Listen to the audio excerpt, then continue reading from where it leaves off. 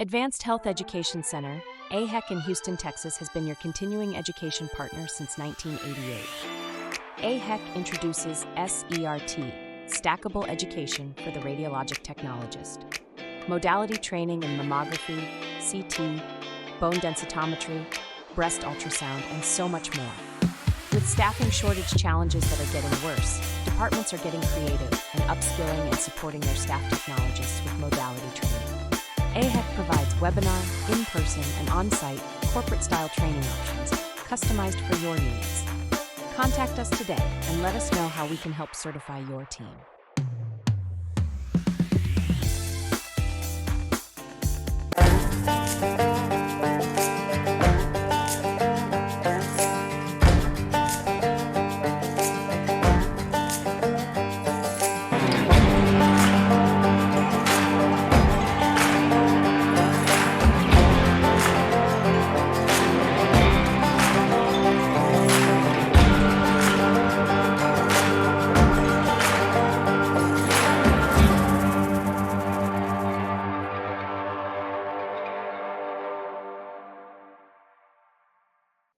Welcome, friends. It's time for another episode of Radiology Roundup. And today's guest is Angelic, or Angie. You may know her, Chapman. Angie and I have known one another for so many years now across so many different jobs and industries that were imaging related and education related. And I'm so grateful to call her a great colleague and friend. A little background on Angie. Angie is an Air Force trained radiologic technologist. She has been an educator. She's been an educator of MRI. She has been a CT technologist. And in the past recent years, Angie is a hospital administrator in imaging. She has been with various Houston and Texas state systems in director roles. And most recently, she is now with Ascension System in Wisconsin. She left us in Texas, but I wanted Angie to join us today, most especially because of her recent experience and deep dive into cybersecurity and preparing for an attack.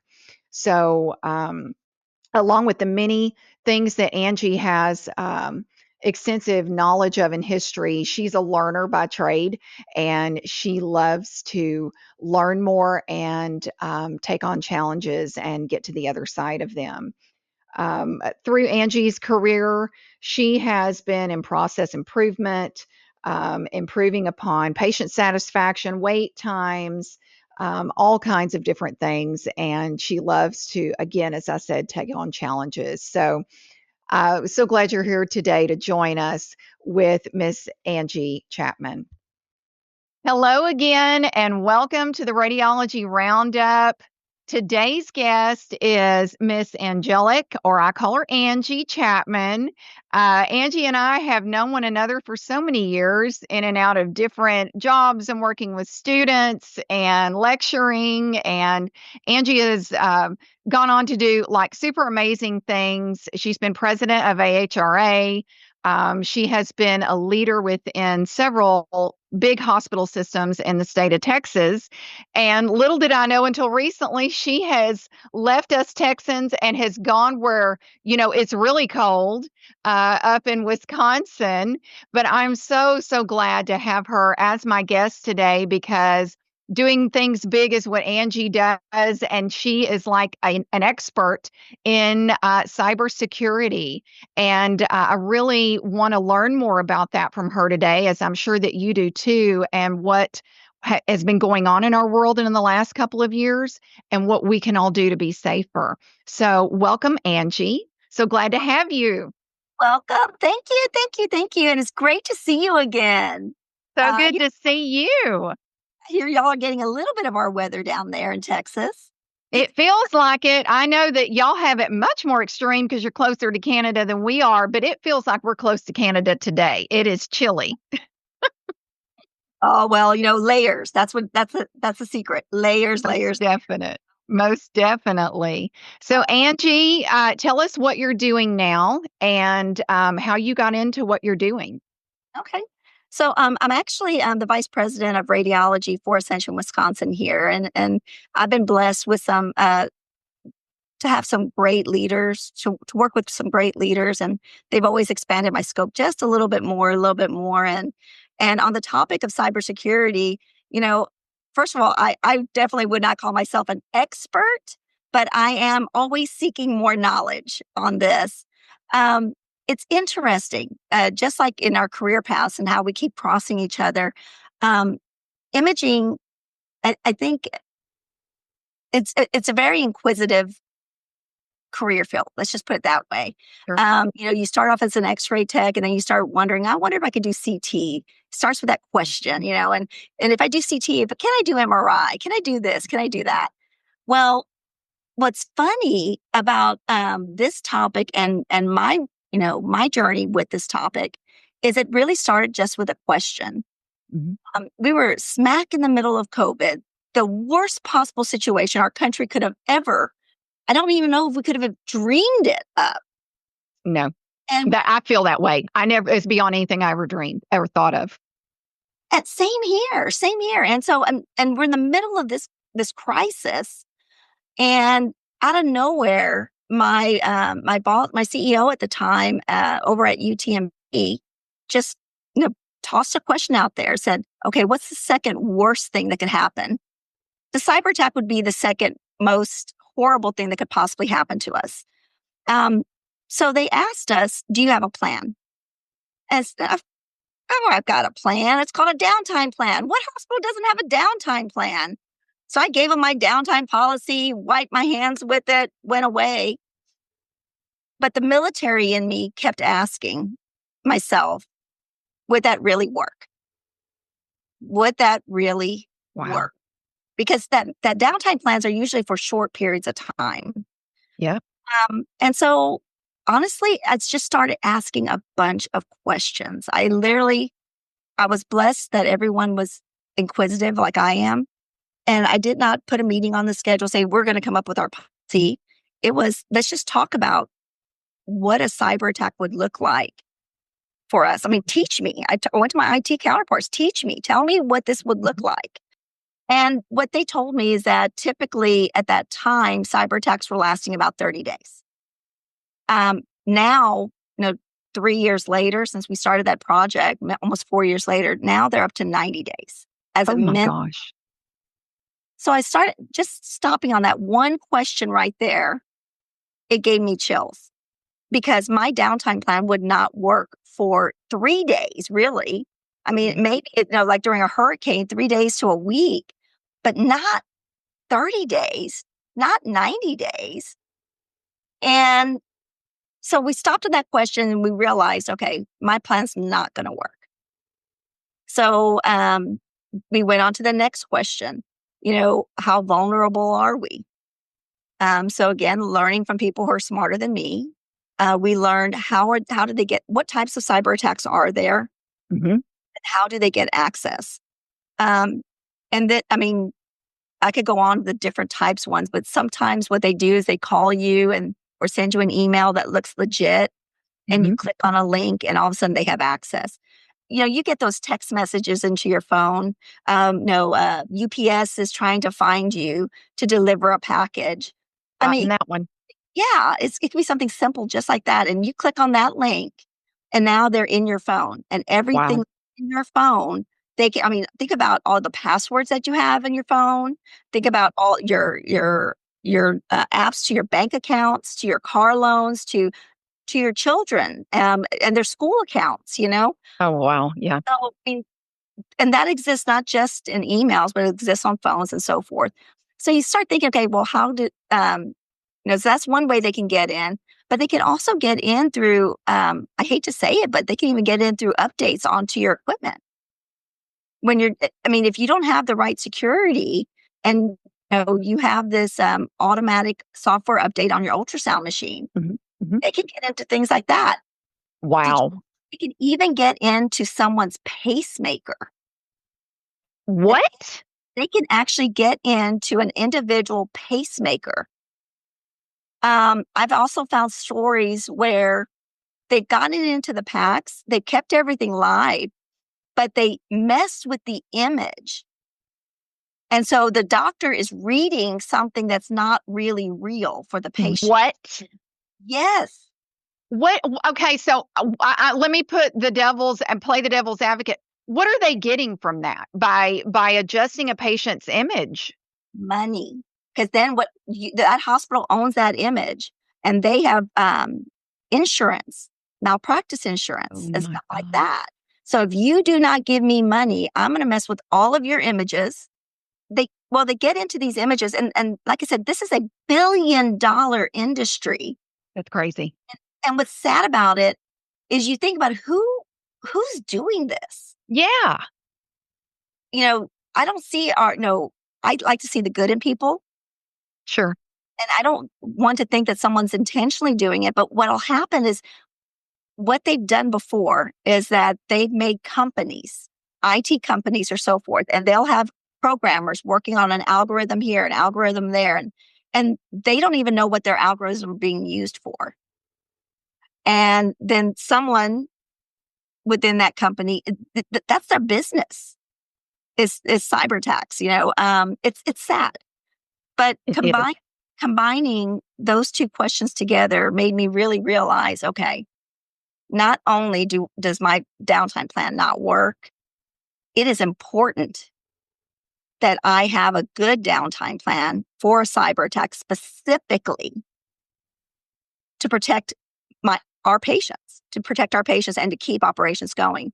Um, and what's funny is that those of us, Melanie, who have been in this field a while, Yeah.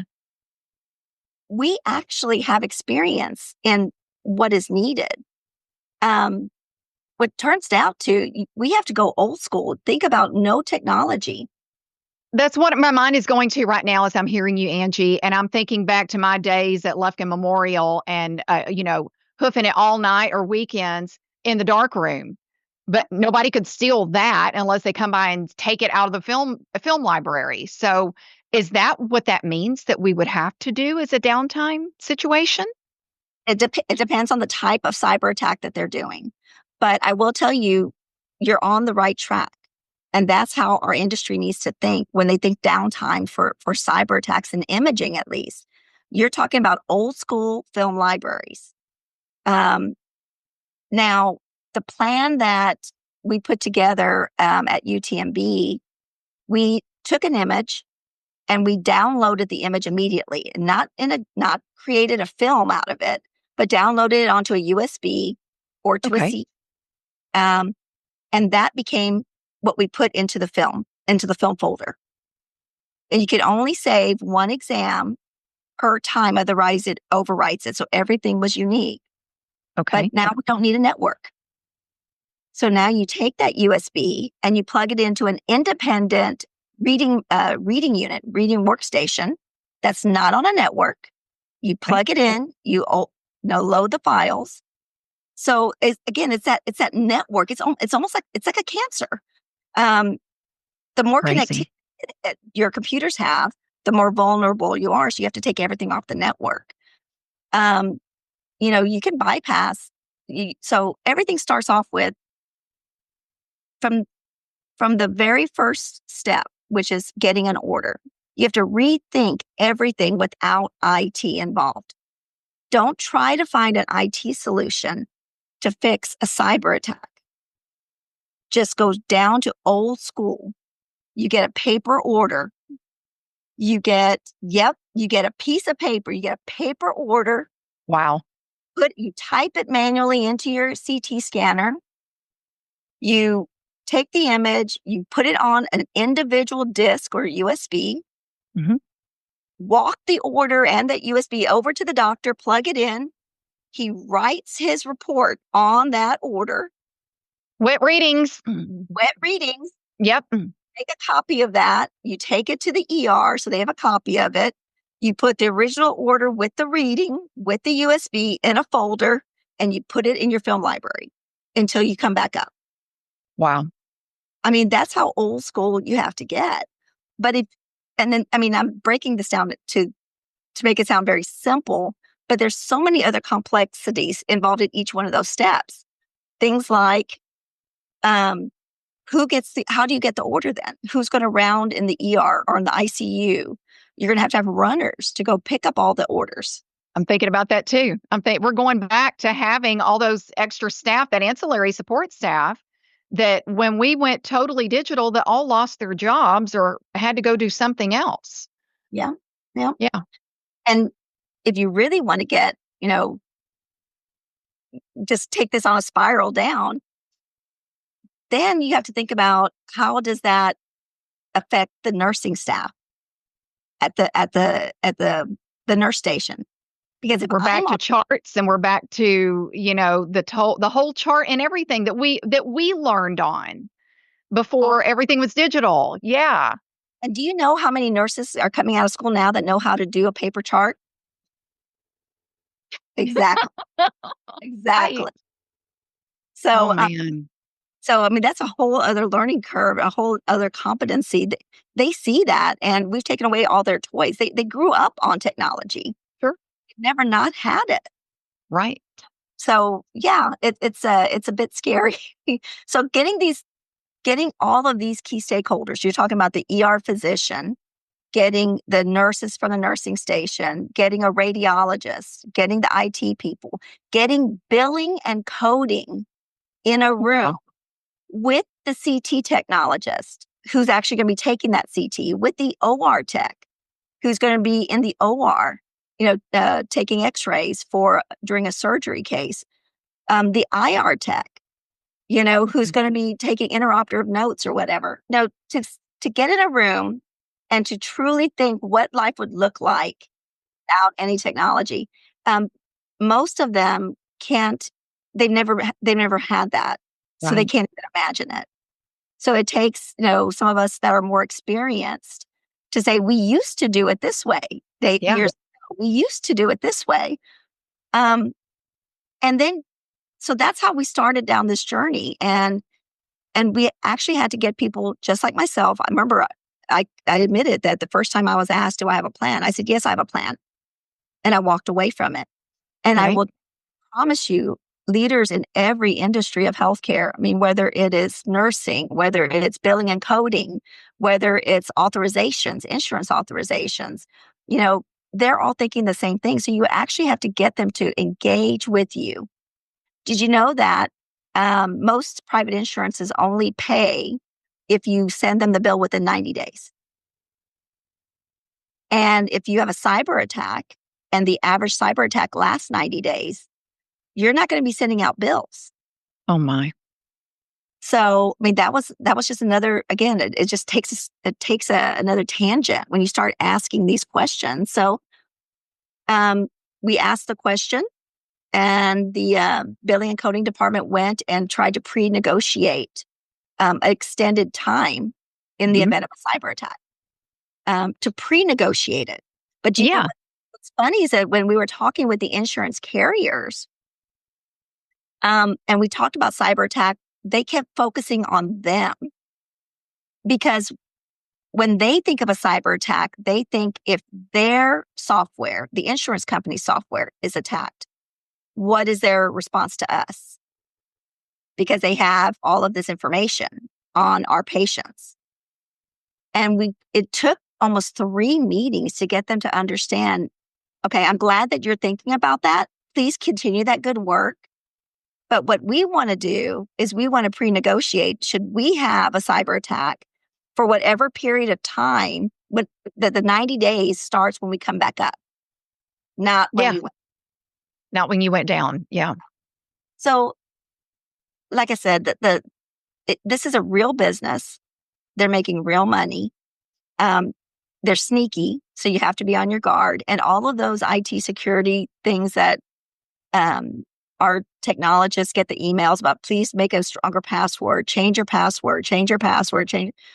There's a reason they're asking for all this. The reality is this: it's not if your organization is going to have a cyber attack, it's when. That's really scary. It is. It is. But that also lights a fire, hopefully, under our leaders and to come up with a plan that works. And the best plans that I've seen, they involve the frontline technologists. They have to involve because they're the ones, they're going to ask the questions that an administrator may put together a great plan on paper, but who's going to have to carry it out? We are. Yeah. Yeah. Yeah. And that's all shifts, and that's everybody, and that's front desk that may become file room people or whatever that looks like. And this is something so serious, and I'm so glad you broke this down for our listeners today, Angie, because my question is when you came up with this plan and you realized we're going to have to go old school, how was it received by the team? And were they, pushing back on you? What did that look like? Honestly, at the beginning, everyone looked at me like I was asking for trouble, because we're dealing with COVID right now. Do we really want to look at something else? But at the end, we actually did almost like a Gemba walk. We actually took the plan. We took IT with us. We pulled an ER doctor in. We pulled nursing in. We pulled hospital administration in. And we walked campus to campus and sat with and we normally pulled a CT X-ray tech in. Mm-hmm. And we pretended we're in a cyber attack. We pulled out the order form. We had the doctor, write out exactly what he was going to write out on his order form. And he made suggestions to change it, to make it simpler. We gave it to the CT tech. Okay, do you have everything on here that you can type in and create your patient? Made some more changes. We found out not all, even though we can burn a CD off of some of our scanners or a USB, not all the computers would upload it. There was a firewall on some of our PCs that wouldn't allow you to put a USB in.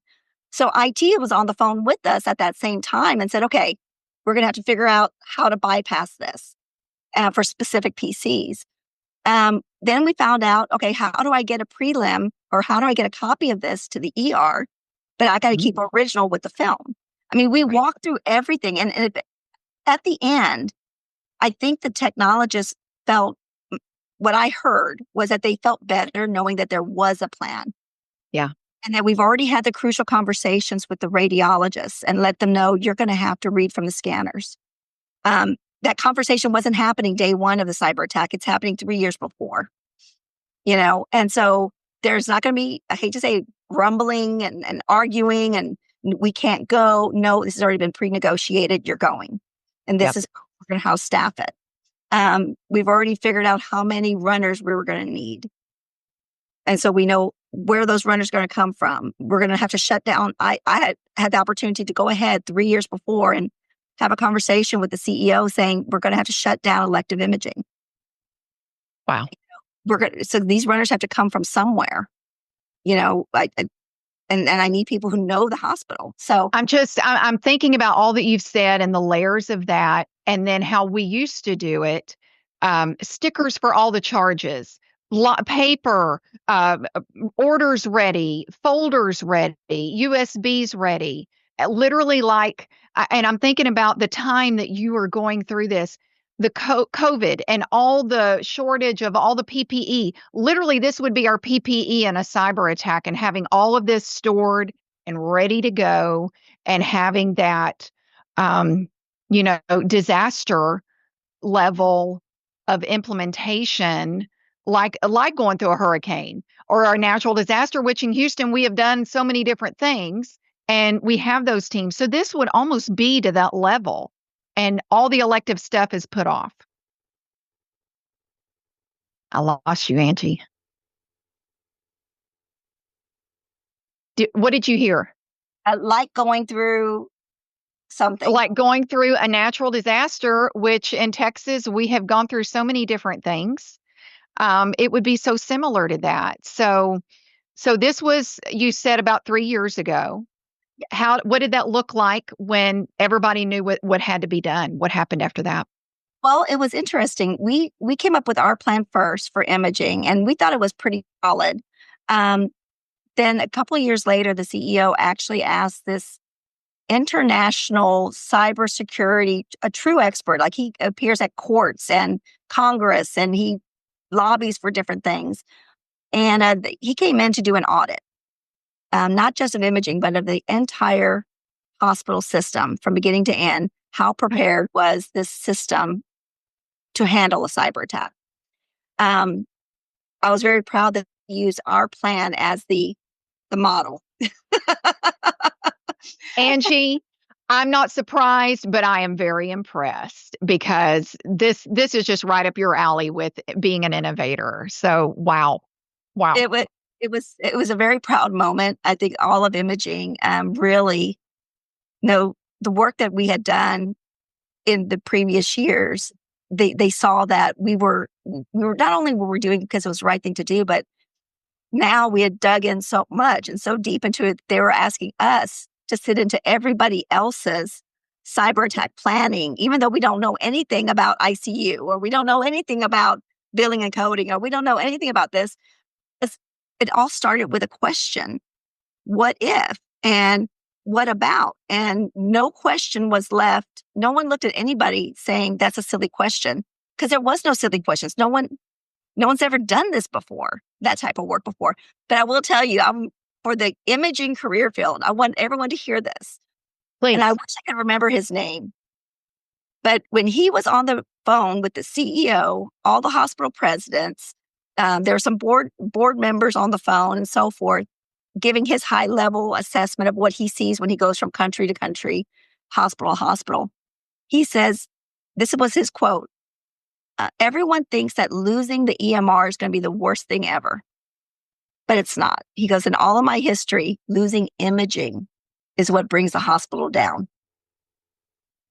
Okay, we're going to use that quote. And I'm going to need you to tell me this guy's name when we're done, because I'm like going to use that in the future. I'll find out who it was. I will find out, but I will tell you. That's incredible, Angie, and how nice to hear that. It was. I was on the phone. I was on this conference call with them, and I've been saying this over and over and over again, because imaging was always an afterthought. They put up all these service line development plans. Then they think about how imaging is going to support it. Of course, they're going to figure it out. We don't have the right equipment. We don't have the right techs. We don't have the right competency. It takes a year to train someone for cardiac MRI, all these kind of things. Oh, but we're just going to build a cardiac MRI program. Okay, because you hired the cardiologist. Imaging was always an afterthought everywhere. But I will tell you, that was the beginning of changing how that entire system viewed imaging service line. So that's incredible. That's inspiring as well to hear so much. Well, okay, Angie, that whole backstory, I didn't know I was going to hear today, but those are tangible plans that a rural hospital could put into action, that a hospital system that may not have prioritized cybersecurity could put into action. And so thank you for sharing that. I want to talk about last year, kind of switch gears and kind of share with us what happened with hospital systems in 2024 regarding cyber attacks. What happened in our industry? There were several in Texas when we were going through that audit. And actually, the system I'm at now in Wisconsin, right before I got here, the entire Angie?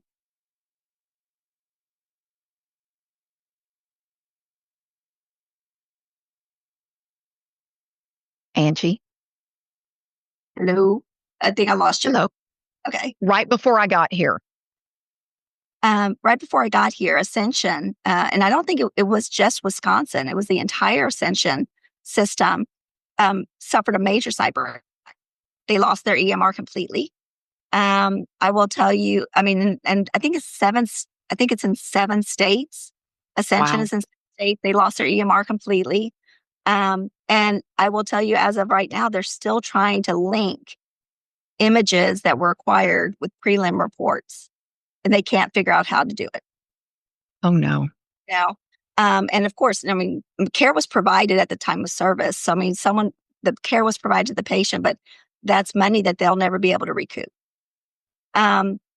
So and that was one of the biggest ones, I think, because it impacted the entire Ascension system. And yes, I wish I was here a couple years ahead of time so that I could test my plan out. Right. But unfortunately, there was not. There was a plan. It just had a lot of gaps. Yeah. Yeah. Okay. Well, you can help them, for the future, that's for sure.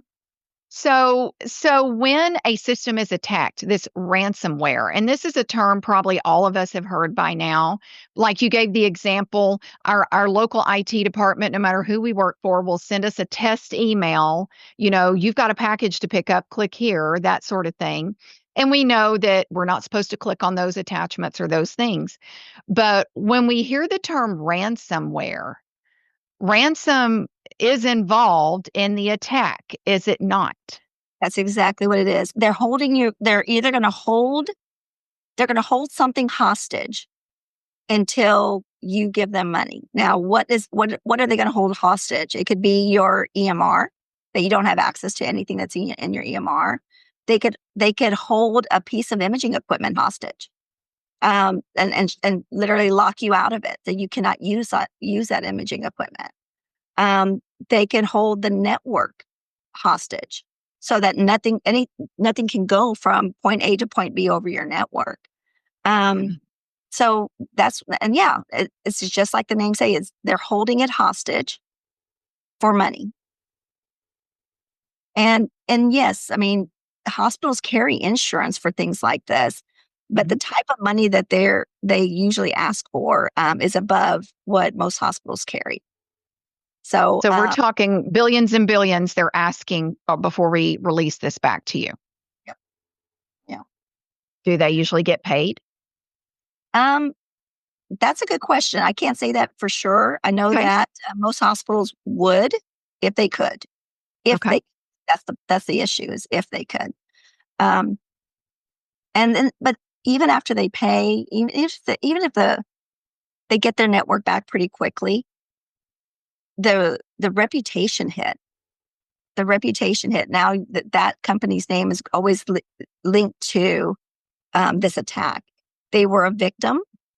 They were a victim of the attack. But when we have patients' private information and it could possibly be leaked or have been leaked, patients are leery. Sure. Can I trust you again? Can I trust you again? But eventually, like I said, it's not if it's going to happen, it's going to be when. So we've got to rebuild those reputations pretty quickly. Let's just put it that way.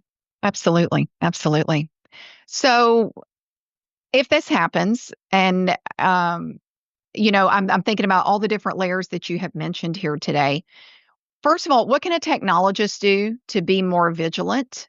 Because at some point it will happen. So if I'm working at my hospital, what can I do as a technologist to make sure I've done everything that I can to prevent my work, my EMR, my patients, my history as an employee? I mean, what can I do?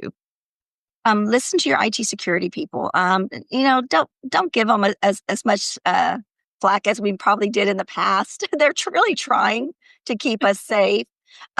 Also, do not use your work email for personal things and get personal emails back into there, because you're possibly, if you're using this for, to order something from Amazon and it goes to your work email or whatever is on that work computer, you're probably opening it up just a more risk than necessary. And just be careful. Read through your emails carefully. Read through them. If you get even a little tickle in your stomach that this doesn't feel right, send it. Don't just delete it. Send it to your IT security. Let them look at it, because this may be a new brand of phishing, because that's what some of those emails are called, phishing emails. They're just phishing and seeing, if I put 10 hooks out there, someone's going to bite. Right. No, 9 people didn't, but one person did. But if those 9 people had sent that email to IT security, they could have sent out a mass blast to everyone. Be aware of this type of email. This is a phishing scam. So if the 9 people who did not take the bite if one of them or all of them had sent that email forward, IT could have validated whether or not it was a phishing scam and sent out an alert to everybody, be aware. Okay. So that's why I'm saying don't just delete it. If you have a tickle in your belly, send it to IT security. Let them, you might be the first one to prevent the whole system going down. Wow. That's powerful, because I know that some I've sent, some I've just deleted. I was in a hurry. So I know that I've done that. And that's something that we can all do to be a little more, hey, y'all want to check this out type situation. Not open my personal email on a work computer.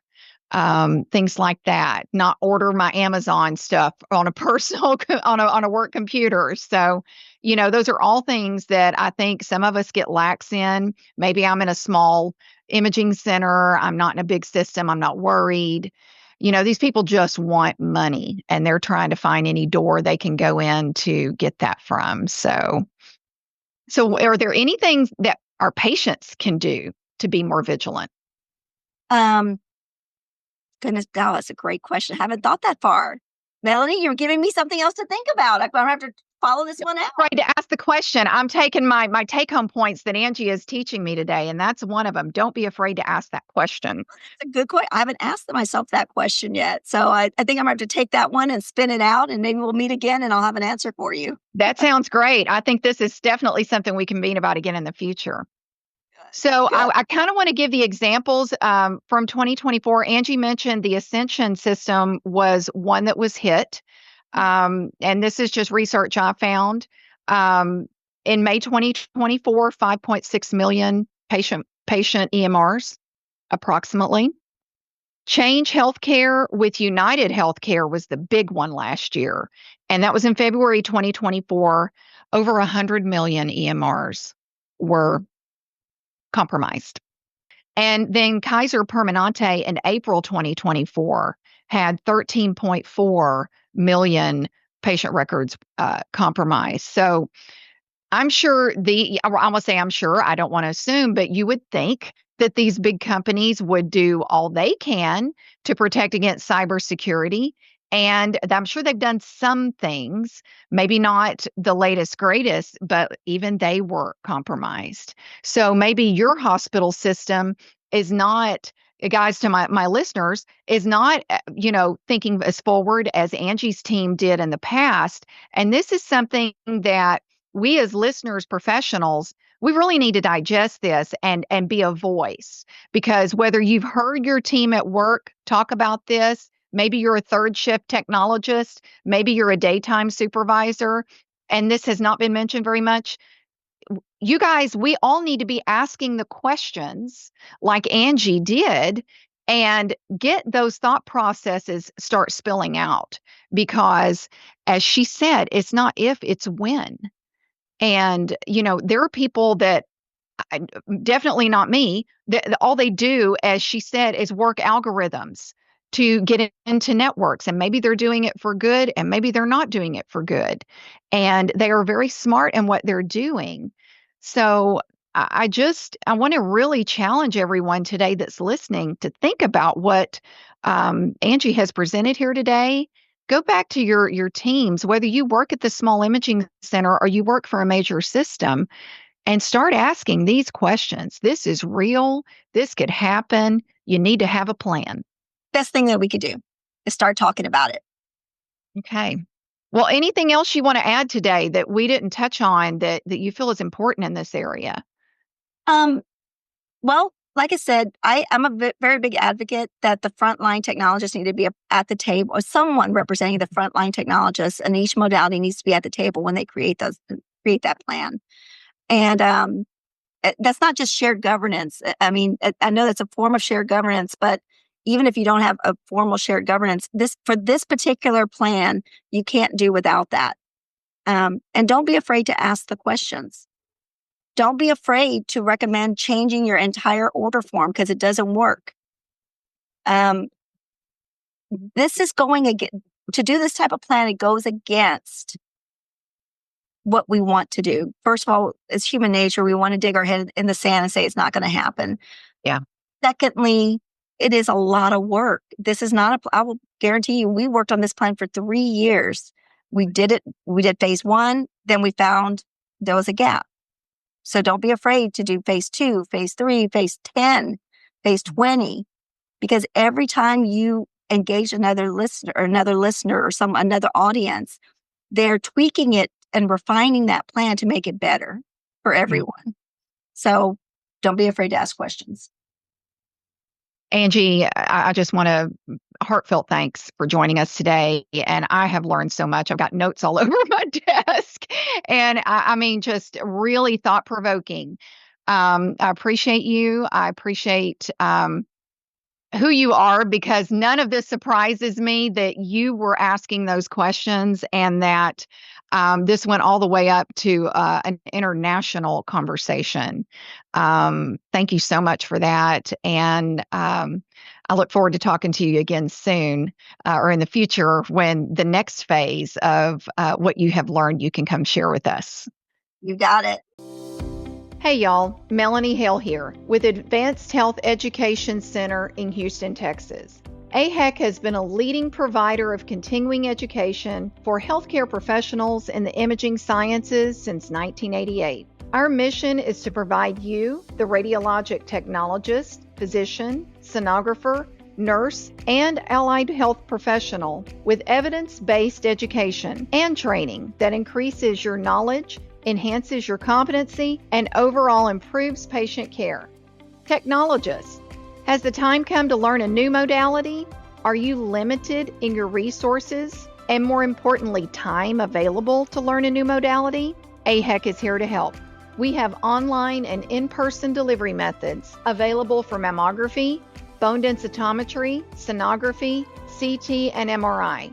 AHEC also offers CME for physicians, including in-person ultrasound training. We have continuing education available via live webinar, on-demand, at-home study, and in person. We offer specialized corporate training classes both online and in person. Do you have a specific staff training need? We will come to you. Want to host a continuing education event for your staff and community? Hey, we do that too. Did you know AHEC also offers mammography consulting services? We provide on-site services to assist with regulatory inspection issues, as well as accreditation reviews. Our consultants can design an acceptable compliance plan or a plan of action to correct deficiencies specific to your facility. Check us out at aheconline.com. Check us out wherever you social, like, follow, subscribe, and stay in touch with the many course offerings, events, and stackable learning courses we offer. Have a specific need? Give us a call at the office, 800-239-1361. Make the change from cheap continuing education to affordable, quality education that you can use. It's time to invest in yourself.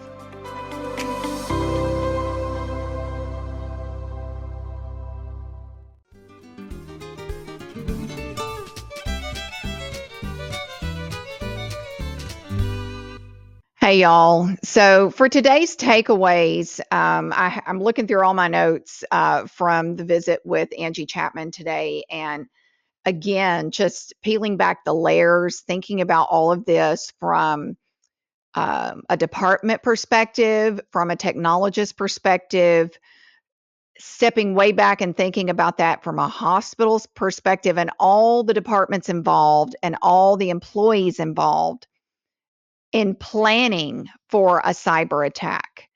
The team that she planned this with was really during COVID.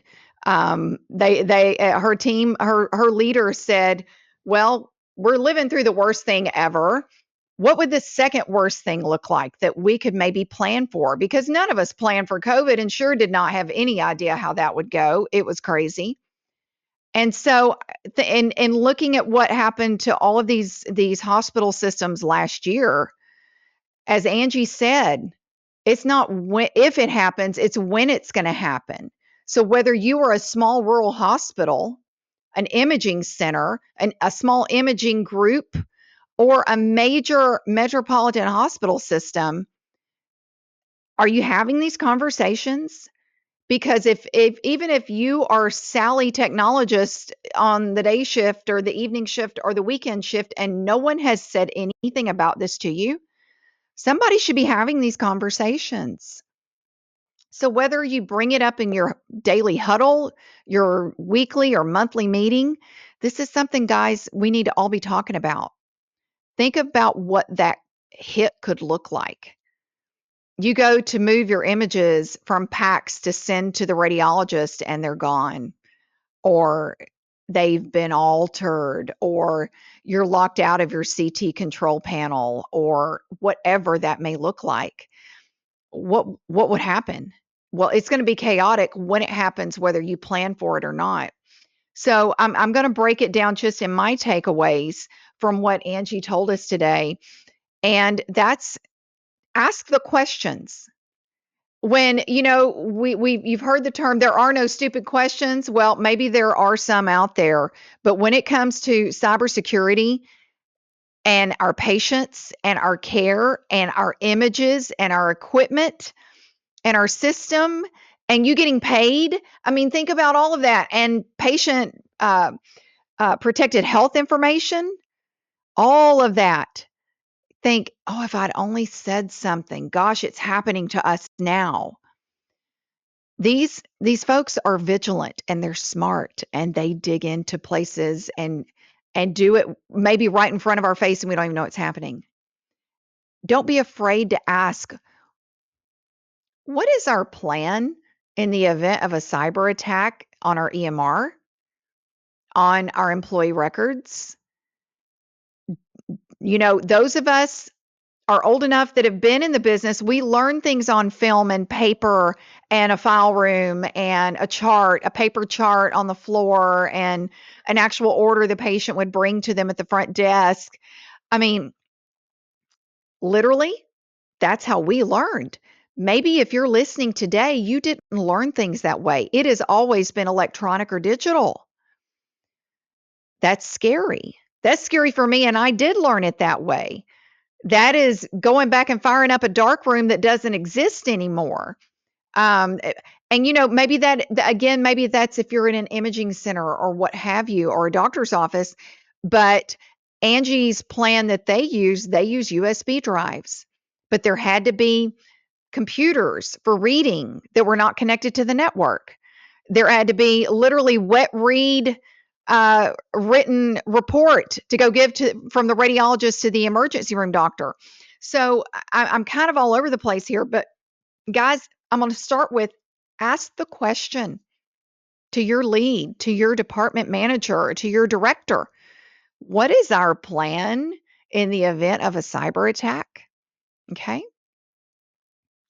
Ask the question. Become part of the solution. It's just really like, wow, when you think about it. It's like COVID, wow, when you think about it. Um, Angie talked about doing it in phases, whether it's phase one, and then phase two is 3 months from now, and phase three is 6 months from now, or it's phase 20. Look at it, practice it.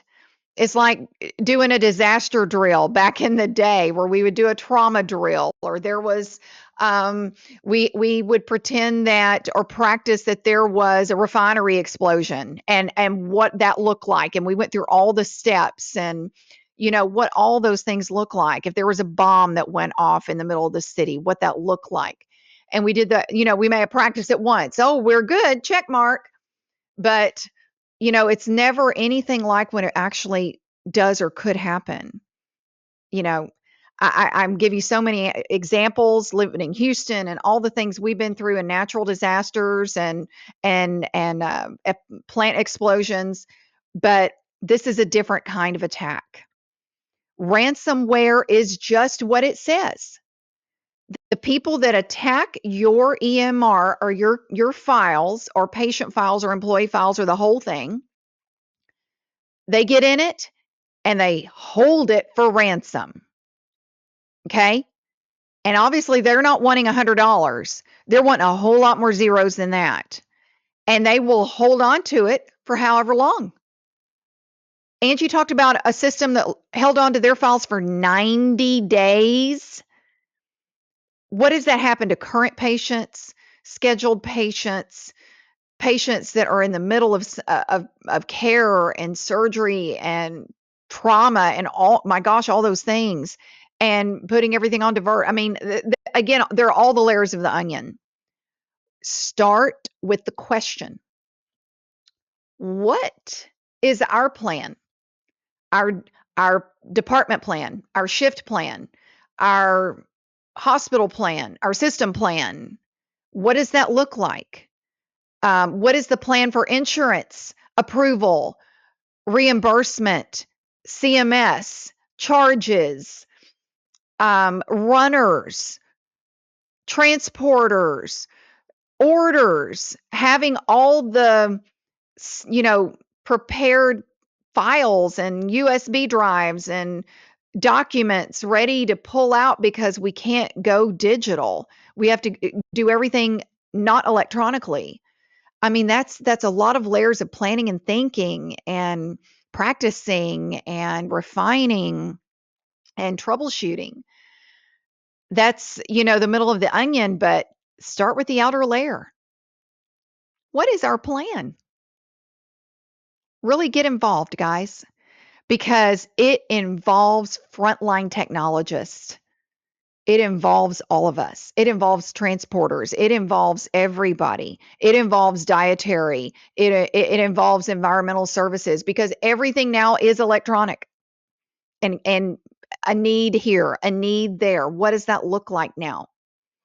Okay. There aren't as many telephones in the hospital anymore. Maybe you're using, iPhones from the department. Obviously, those would be at risk. Do you go to walkie-talkies? I mean, these are all communication, all things that are important. If literally your entire electronic means has been taken for ransom. Really, some takeaways and food for thought here. Doing it in phases. Don't be afraid to ask the question. Don't be afraid to follow up with questions. This is not being dramatic. These are things that have happened. Guys, literally before visiting with Angie, I just did a little research. Google, look up healthcare ransomware attacks and have at it. Take that with you to your meeting and ask questions. Here's what happened. And you would think, okay, United Healthcare, Kaiser Permanente, and Ascension, big companies prepared, I'm sure. They were all hit, okay? And just millions of files of patients that were taken ransom. What if you pay the ransom, you get it back, and you don't even know that a patient's images have been altered? You don't know that because it wasn't read. It was during that time it was held for ransom. I mean, it's so many what ifs here. What if your CT, your MR control panels, your X-ray control panels were taken for ransom? What does that look like? That is really crazy. Okay. She said that they went through all of this at this previous with this previous team that she had. They had a process in place. They got it all down. They had it kind of like a well-oiled plan machine.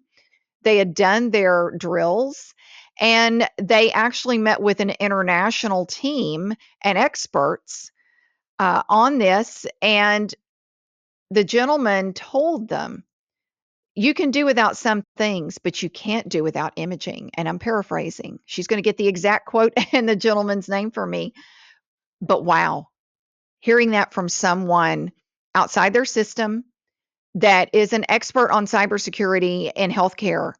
And he literally said to the group, you cannot do without imaging. They have to be part of this plan. You've done a great job. This is great planning. Wow, that's incredible to hear and very powerful. So when I get more information about who the gentleman is and what he does, I will share that with all of you. But as Angie said, part of this planning, and as you talk about this needs to include the frontline technologist from every modality, from every modality. She mentioned examples. Did you know that when your ultrasound machine is doing an update, just like we do an update on our phone, our iPad, our computer, it updates at 5:30 in the morning, what have you? Well, our imaging equipment does updates too. That ransomware could get in through that. It could be at work right now and you don't know it. It's waiting for the time to drop. It could be in there taking patient data, manipulating images. Um, you need to get the big team going with your IT department and say, what's the plan for when this happens? Not if, but what's the plan when this happens? So much food for thought from Angie today, and I'm so grateful for her to really get our minds on this and to um, show what this really looks like. This is not just some place way off that it happened on the random, 30-second news report on the evening news. This is real stuff in our world. And we need to be having these important conversations. It's not, a weather event or hurricane event or refinery planning explosion event or whatever that is in your particular area. These are things we plan for in our area in Houston. And we have lived through it. Tropical Storm Allison, floods, hurricanes, all the stuff. The snowpocalypse 2 years ago. We've gone through all of that. This is a whole different thing, y'all. This could be going on right now. You don't know it. And until they lock you up and say, okay, we need $10 billion by, a week from today, whatever that might be. And what's that going to do to you while you're down? What's going to happen when you're back up? What are you going to be looking for once you are back up? What's been damaged? What's been compromised? What is that doing? And she also mentioned, what is that doing for the reputation of the institution on patients trusting you again? So, all things that warrant a conversation at work, guys. I thank you for your time today. I thank you for tuning in. Are you interested in something? It's just making me think about a way outside our box of our normal chats.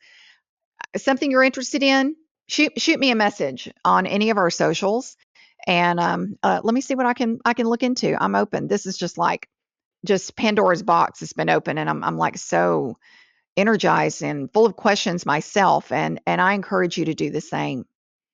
Thank you for joining me today. I want to thank John Largent and Largent Media team for all that they do to support and guide us through this process of podcasting. And thank you, guys. Please like, share, follow us, leave us a 5-star review. We're ready to go viral. We want to really get out in front of people and talk about imaging technologists and professionals and healthcare as a whole and the important parts we play in caring for our patients.